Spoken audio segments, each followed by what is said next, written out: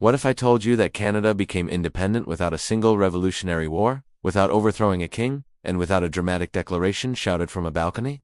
What if I told you that Canada's path to independence was so quiet and gradual that most people didn't even know when it truly happened? This is the story of how Canada became its own country and why its independence looks very different from almost any other nation in the world. Before Canada existed as we know it, this land was home to hundreds of indigenous nations. They had their own governments, laws, and vast trade networks. Long before Europeans arrived, these societies managed huge territories, formed alliances, and defended their lands. This is crucial because Canada's story doesn't begin with independence. It begins with colonization. In the 16th century, European powers started arriving. France established a strong presence, creating the colony of New France along the St. Lawrence River. For over a century, they built towns, traded fur, and allied with indigenous nations. But they weren't alone. Britain also wanted control of North America, and their rivalry exploded into the 7 Years' War. In 1763, Britain won, taking control of most French territories, including Canada. From that moment, Canada became a British colony. But Britain had learned a lesson from the American Revolution just a few years later.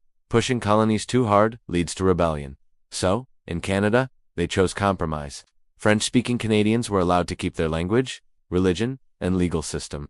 Colonists were slowly given more say in their own governance. Canada was still a British colony, but the pressure was being released, little by little. By the early 1800s, tensions were still growing. Colonists wanted more political power. In 1837, small rebellions broke out. They were quickly put down, but Britain knew it had to act to prevent a bigger uprising. The solution wasn't suppression, it was reform. Britain introduced responsible government, meaning local Canadian governments would answer to elected officials, not to London. This was a massive turning point. Canada was still a colony, but it was now governing itself internally. Then came one of the most important moments in Canadian history. 1867, the British North America Act created the Dominion of Canada, uniting Ontario, Quebec, Nova Scotia, and New Brunswick. Canada now had its own government and prime minister. But here's the key detail most people miss. Canada was still not fully independent. Britain controlled all of its foreign policy. Any major constitutional changes still had to be approved in London. The British monarch was, and still is, Canada's head of state. Independence wasn't an event, it was a process. Over the next few decades, Canada slowly gained more autonomy. When Canadian soldiers fought in World War I, their immense sacrifice earned the country international recognition.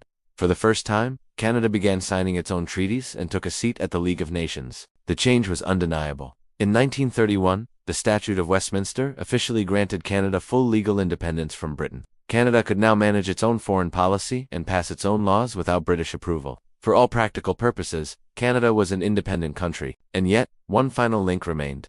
Canada's constitution was still technically a British law. Any changes had to go through the British Parliament. This strange situation lasted until 1982, when the Constitution was finally patriated, brought fully under Canadian control. With the signing of the Constitution Act, Canada finally achieved complete constitutional independence. No war, no revolution. Canada became independent through negotiation and compromise. This unique path shaped the nation's identity, one built on balance rather than rebellion. But this story also has unresolved chapters, particularly for Indigenous peoples, whose sovereignty was never fully recognized in this process. So, the question remains, if Canada became independent so quietly, when did it truly become a nation? The answer really depends on how you define independence and whose story you choose to hear. Thanks for watching. If you found this interesting, don't forget to like and subscribe for more stories like this.